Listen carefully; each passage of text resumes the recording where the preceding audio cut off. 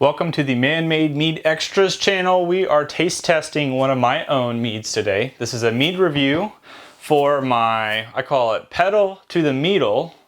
It is a rose mead that I made, a while ago. October of 2019. So we're about 10 months out since I made it. So I'll tell you the ingredients here in a second, but let me go ahead and open it.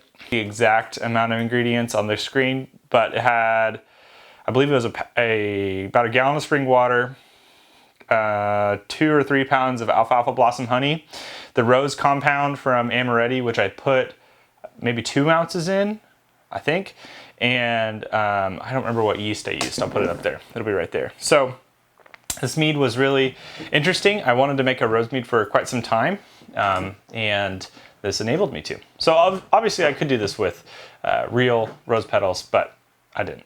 So this is a 12% mead, and it definitely, the last time I remember tasting it, it was very, very floral because of the alfalfa blossom honey and the rose compound. So let's go and pour some.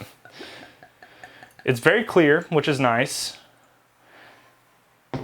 It's got a little bit of, not much leg. Oh yeah, it's got some leg action. The alcohol is clinging to the glass. You can see on it on the bottom. Yeah, it smells super floral, super not just rosy, but also, I mean, alfalfa is a very bright floral smell to me. Very, like has a lavender scent kind of. It smells like I'm putting my nose in a flower, which is incredible, but it also is kind of weird. So I think it's interesting for sure.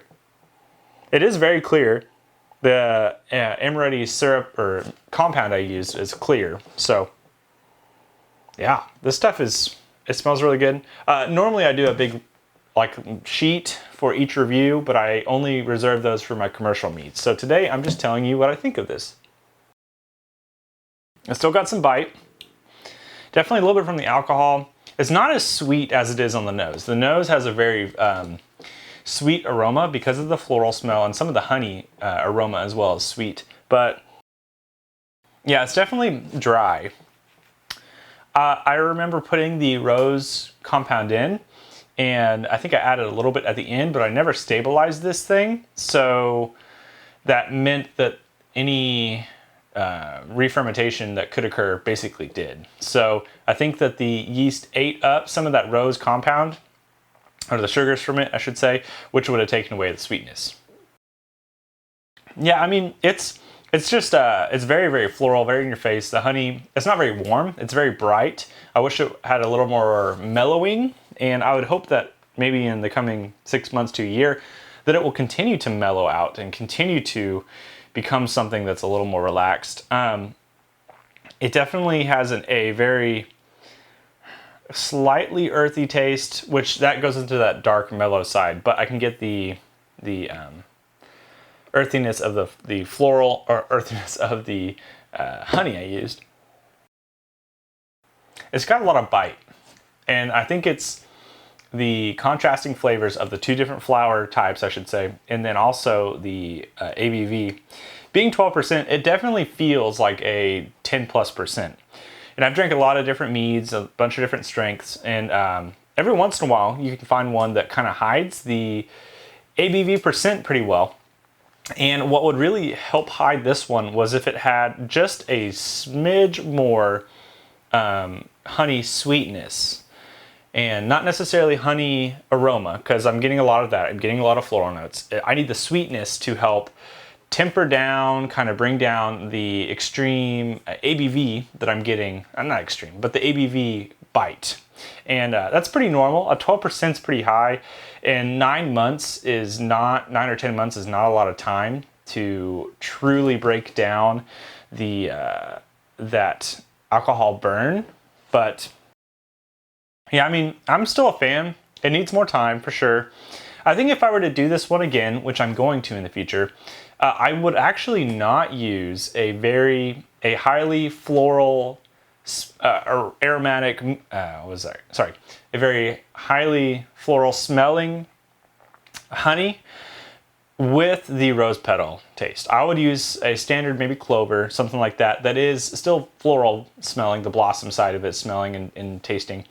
I think there's just too much floral taste. The Alfalfa also has a hint of mintiness. So I think minty and rose also are kind of not working super well. And I'm going from experience of my Alfalfa traditional that's right behind me in this container. It is super, super minty. And I didn't add anything to be minty to it. It's just the honey itself. So mint and rose not really working super well together. That could be part of the bite problem. Yeah, I would definitely use clover honey. I would maybe bring the strength down just a little bit and end a little bit earlier than the yeast's cap. So generally most wine yeast have a ABV cap of 12% or above. And that means that you're having to hit at least 12% if you want to avoid, if you're just putting honey in and letting them hit their cap. What I would do, and I've been experimenting with this more, I would take and put maybe, let's say I get the gravity up to 1.060, which I believe is about an 7.8%,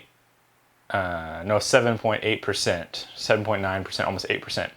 I would get this thing up to around, I don't know, 1.060. I would let it ferment all the way down to 1.005. I would cold crash it, which would halt the yeast, add potassium sorbate, and then maybe I would have residual sweetness from the honey, and I could put in more rose flavoring as I need.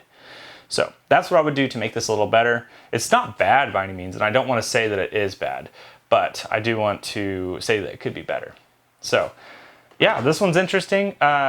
Go check out that. I'll put Amoretti's link down below. I use a lot of their products, and I do swear by them because they do great stuff. Are they the end-all be-all of flavorings? No. In fact, I think real fruit flavorings often do better, although rose would have been hard to do in this case. So I hope you've enjoyed this video. Go check out some other ones on the channel. I've got the podcast. I've also got these mead reviews, and they're a lot of fun. And go check out the main channel if you haven't ever watched one of the main channel videos. You probably have if you're seeing this stuff though. So thanks for watching. I'll be back again soon with even more mead reviews of my own commercial meads and those things. See you next time. Cheers.